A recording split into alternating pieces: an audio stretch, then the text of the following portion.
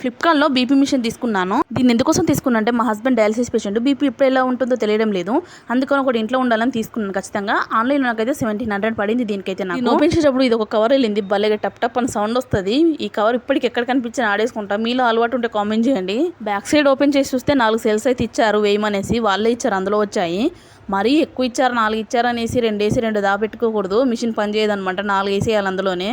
సెల్స్ని అయితే వేసేసాను. పైన ఒక కవర్ వచ్చింది, మా వారు వద్దు అన్నారు పీకే, కానీ అది ఉంటే నాకేం నెంబర్లు కనిపించడం లేదు, తీసేసిన. సైడ్కి అయితే లెఫ్ట్కి అయితే ఒకటి హోల్ వస్తుంది, దాంట్లో వైర్ పెట్టేయాలి. వాళ్ళు ఇచ్చిందే, అది పెడితేనే బీపీ చూసుకోవచ్చు. అందులో నుంచి సుయ్యమని గాడి చేతికి అయితే పెట్టేసుకోవాలి. ఇది లెఫ్ట్ హ్యాండ్కి మాత్రమే పెట్టుకోవాలి. బీపీ చూసుకునేటప్పుడు లెఫ్ట్ హ్యాండ్కి చెక్ చేసుకుంటేనే సరిగ్గా వస్తుంది బీపీ అనేది. అయితే మన బీపీ 2 విధాలుగా చెక్ చేసుకోవచ్చు అండి. మన మొబైల్ పెడతాం కదా ఛార్జింగ్ పిన్, అది సి టైప్ పిన్ అయితేనే ఓన్లీ చెక్ చేసుకోవచ్చు. దానివల్ల కూడా బీపీ ఎట్లా ఉందో చెక్ చేసుకోవచ్చు, సెల్స్ లేకున్నా కూడాను.